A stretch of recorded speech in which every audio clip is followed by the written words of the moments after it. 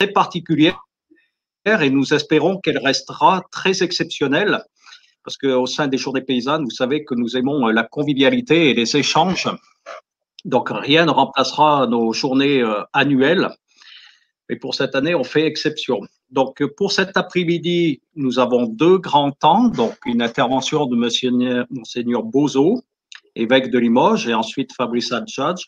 Chaque conférence sera suivie d'un petit temps d'échange et nous finirons la journée par un temps d'adoration vers 18 heures.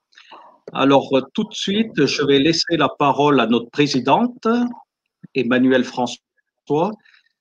Peut-être un petit détail au niveau modalité pratique. Vous pourrez poser vos questions par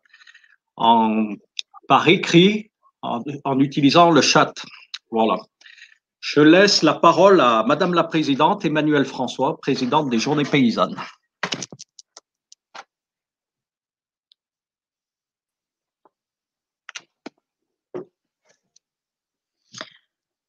Bonjour à vous tous et merci beaucoup de vous être connectés à nous et d'avoir pris votre après-midi pour vous mettre devant un ordinateur. Par une si belle journée, c'est remarquable. Nous allons commencer une prière pour nous mettre dans l'ambiance et pour laisser le temps à tout le monde d'arriver tranquillement. Donc, on fait on va dire une dizaine de chapelets pour commencer. Notre Père qui es aux cieux, que ton nom soit sanctifié, que ton règne vienne, que ta volonté soit faite sur la terre comme au ciel. Donne-nous aujourd'hui notre pain de ce jour. Pardonne-nous nos offenses, car pardonnons aussi à ceux qui nous ont offensés, et ne nous laisse pas entrer en tentation, mais délivre du mal. Je vous salue, Marie, pleine de grâce. Le Seigneur est avec vous. Vous êtes bénie entre toutes les femmes, et Jésus, le fruit de vos entrailles, est béni. Sainte Marie, Mère de Dieu, priez pour nous pauvres pécheurs, maintenant et à l'heure de notre mort. Amen. Je vous salue, Marie, pleine de grâce. Le Seigneur est avec vous. Vous êtes bénie entre toutes les femmes, et Jésus, le fruit de vos entrailles, est béni. Sainte Marie, Mère de Dieu, priez pour nous pauvres pécheurs, maintenant et à l'heure de notre mort. Amen. Je vous salue, Marie, pleine de grâce. Le Seigneur est avec vous. Vous êtes bénie entre toutes les femmes, et Jésus, le fruit de vos entrailles, est béni. Sainte Marie, Mère de Dieu, priez pour nous pécheurs, maintenant et à l'heure de notre mort. Amen. Je vous salue, Marie, pleine de grâce. Le Seigneur est avec vous. Vous êtes bénie entre toutes les femmes, et Jésus, le fruit de vos entrailles, est béni. Sainte Marie, Mère de Dieu, priez pour nous pauvres pécheurs, maintenant et à l'heure de notre mort. Je vous salue, Marie, pleine de grâce. Le Seigneur est avec vous. Vous êtes bénie entre toutes les femmes, et Jésus, le fruit de vos entrailles, est béni. Sainte Marie, Mère de Dieu, priez pour nous pauvres pécheurs, maintenant et à l'heure de notre mort. Amen. Je vous salue, Marie, pleine de grâce. Le Seigneur est avec vous. Vous êtes bénie entre toutes les femmes, et Jésus, le fruit de vos entrailles, est béni. Mère de Dieu, priez pour nous pauvres pécheurs, et à l'heure de notre mort. Je vous salue, Marie, pleine de grâce. Le Seigneur est avec vous. Vous êtes bénie entre toutes les femmes, et Jésus, le fruit de vos entrailles, est béni. Mère de Dieu, priez pour nous pauvres pécheurs, maintenant et à l'heure de notre mort. Je vous salue, Marie, pleine de grâce. Le Seigneur est avec vous. Vous êtes bénie entre toutes les femmes, et Jésus, le fruit de vos entrailles, est béni. Priez pour nous pauvres pécheurs, maintenant et à l'heure de notre mort. Amen. Je vous salue, Marie, pleine de grâce. Le Seigneur est avec vous. Vous êtes bénie entre toutes les femmes, et Jésus, le fruit de vos entrailles, est béni. Mère de Dieu, priez pour nous, pauvres pécheurs, maintenant et à l'heure de notre mort. Je vous salue Marie, pleine de grâce. Le Seigneur est avec vous. Vous êtes bénie entre toutes les femmes, et Jésus, le fruit de vos entrailles, est béni. Priez pour nous pauvres pécheurs, maintenant et à notre mort. Gloire soit rendue au Père, au Fils et au Saint-Esprit, maintenant et toujours, dans les siècles des siècles. Amen. Alors, nous avons bien conscience de la grande pauvreté de ce moyen, qu'est la visio, et du fait qu'il n'est vraiment un pis-aller très en conformité avec le souci de réalisme que nous proclamons. Malgré tout, c'est une grande joie de savoir que cachés derrière vos écrans, vous êtes présents. L'esprit ne craint pas les distances et nous allons lui demander de souffler sur nous afin de nous donner ces 7 dons qui nous aideront à traverser ces épreuves. Le sujet que nous devions traiter cette année est le suivant: le lien à la terre, une espérance pour aujourd'hui.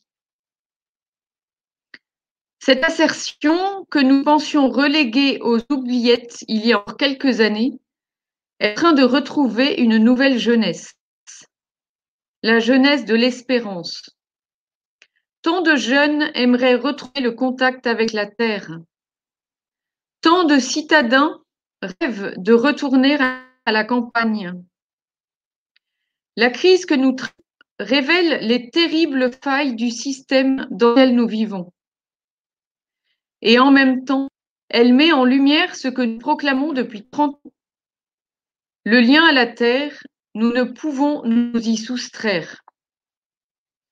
Il fait partie de notre être humain.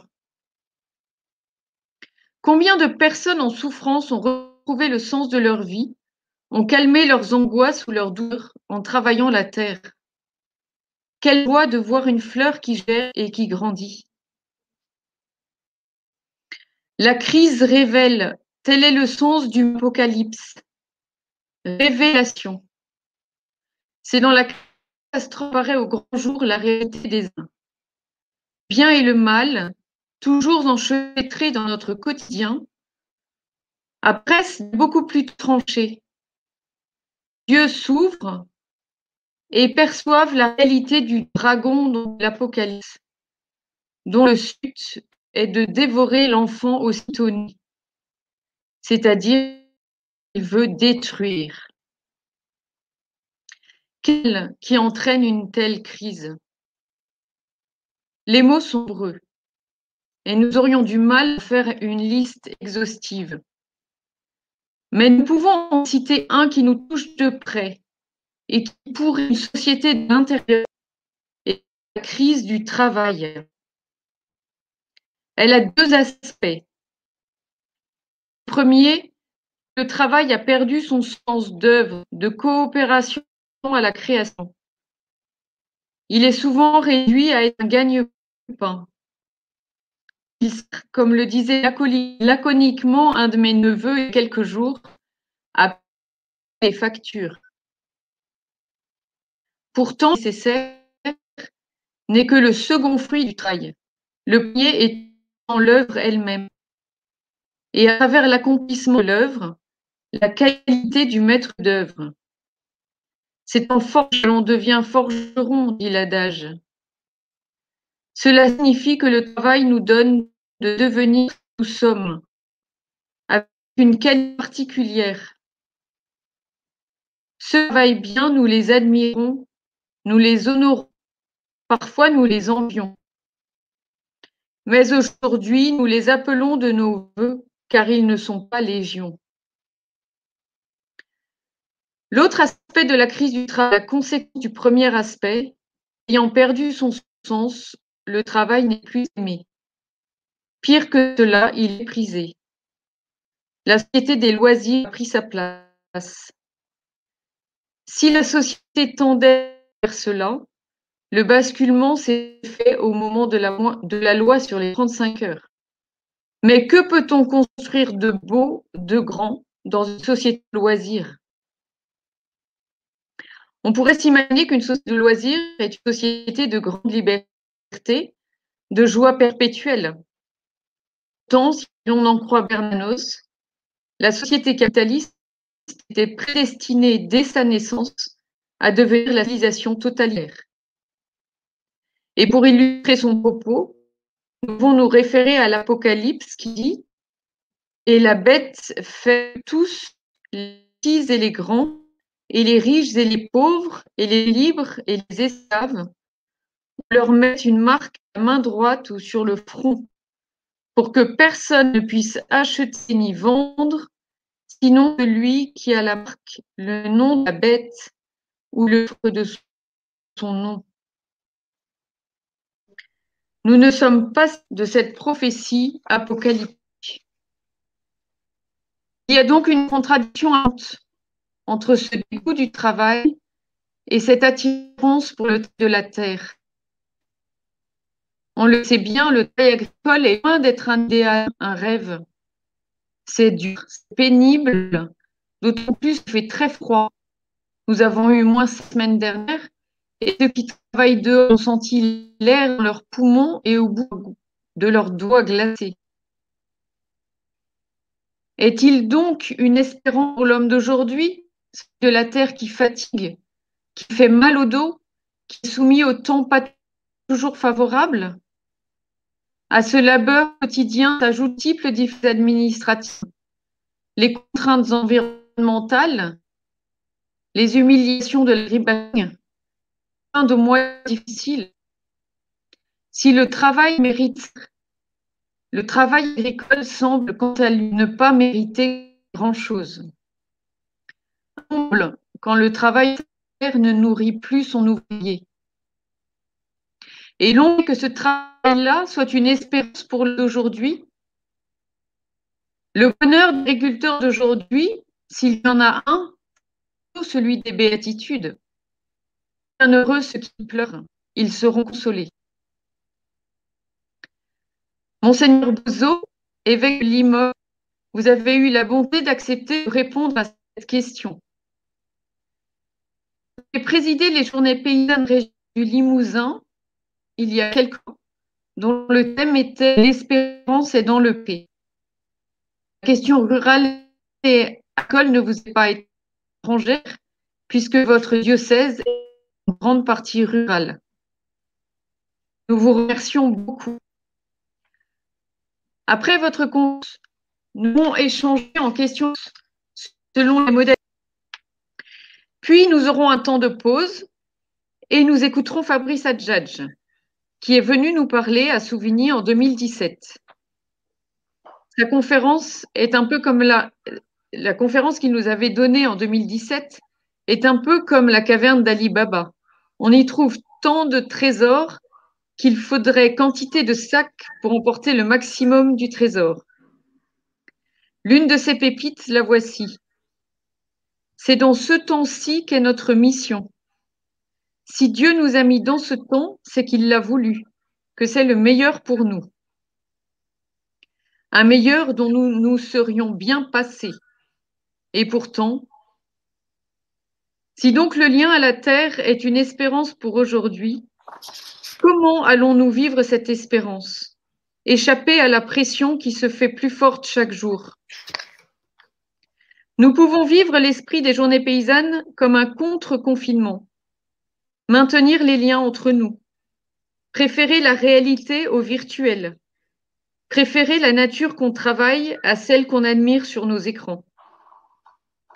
Ou bien, comme le soulignait Fabrice en 2017, vivre une économie familiale dans laquelle la famille est un lieu de travail, d'art, d'échange, de ressourcement, et pas seulement le lieu des devoirs scolaires et des repas. Et puis, bien sûr, la prière, l'écoute de l'Esprit Saint. Jésus a dit qu'il ne nous laisserait pas orphelins. C'est dans le concret de nos vies que Dieu nous guide. Faisons-lui assez confiance pour croire qu'il saura nous indiquer sa volonté au moment voulu. Ainsi raconte Eugenio Corti dans Le Cheval Rouge qu'au milieu de la grande débandade de la retraite de Russie en 1943, au milieu des grandes plaines gelées, certains ont rencontré des anges qui leur ont indiqué la route. Il n'y a pas d'idéal à atteindre, mais du concret à construire pas à pas avec la grâce de Dieu. Restons branchés sur le ciel. Dans La France contre les robots, Bernanos a dit « La France est la seule à pouvoir imaginer un autre monde ». Et j'aimerais finir avec le discours d'Harvard de Solzhenitsyn, qui termine en disant « Si le monde ne touche pas à sa fin, il a atteint une étape décisive de son histoire, semblable en importance au tournant qui a conduit du Moyen Âge à la Renaissance. Cela va requérir de nous un embrasement spirituel. Il nous faudra nous hisser à une nouvelle hauteur de vue, à une nouvelle conception de la vie, où notre nature physique ne sera pas maudite, comme elle a pu l'être au Moyen Âge, mais ce qui est bien plus important, où notre être spirituel ne sera pas non plus piétiné comme il le fut à l'ère moderne. Notre ascension nous mène à une nouvelle étape anthropologique. Nous n'avons pas d'autre choix que de monter toujours plus haut.